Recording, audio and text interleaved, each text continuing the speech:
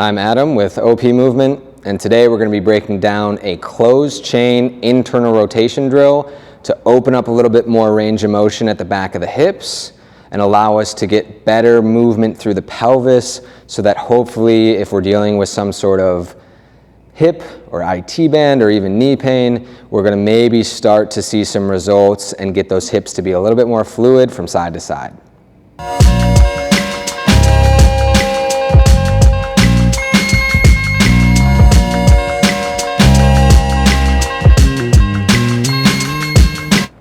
So when we're looking to gain some motion here in a closed chain, meaning our foot's connected to the ground position, and getting those hips to be able to shift over top from side to side, we're going to start in that kickstand position where we're loaded on top of one leg, our back foot is just softened down, but our weight's staying on top of the front leg.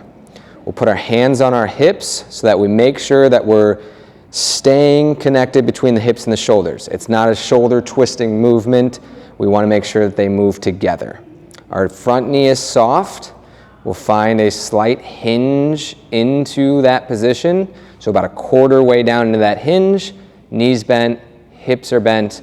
And then from here, keeping a straight line through that leg, we're going to just let the hips turn over top as if we're turning our belt buckle into that inner thigh. So we'll turn in. You should feel a little stretch and length taking place at the back of that pelvis in those glutes while the foot stays fully connected. And then we'll turn back across, opening up, and then find ourselves back into that same internally rotating position from the pelvis. So shoulders and hips stay square. I'm moving from the hips on top of a still leg. My knee stays bent, my foot stays contacted, and I'm just rotating over top, both in and out. From a side view first, and then a rear view to get a good sense of the movement. Kickstand position, soft at the knee, fold at the hips, turn into that side while maintaining that slight bend in the knee and long through the spine.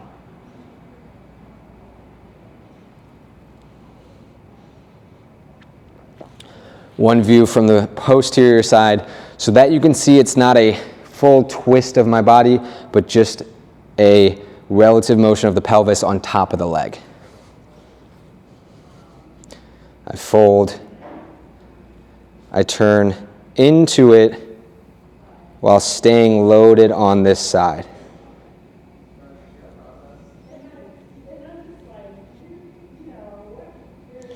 What you'll find most commonly as a mistake for this movement is letting everything turn and now my whole body's facing this way versus keeping my pelvis stacked and just turning into it. So now I'm slightly turned in, but I'm not twisting and letting my knee wrap out. So this is a great activity for opening up some of the glutes, getting more space at the backside of the hips, which will help us in loading hip flexion, extension, internal rotation, and maybe allow us to see some results in some lingering hip, IT band, knee type pains. So give this one a try and add it to your mobility routine.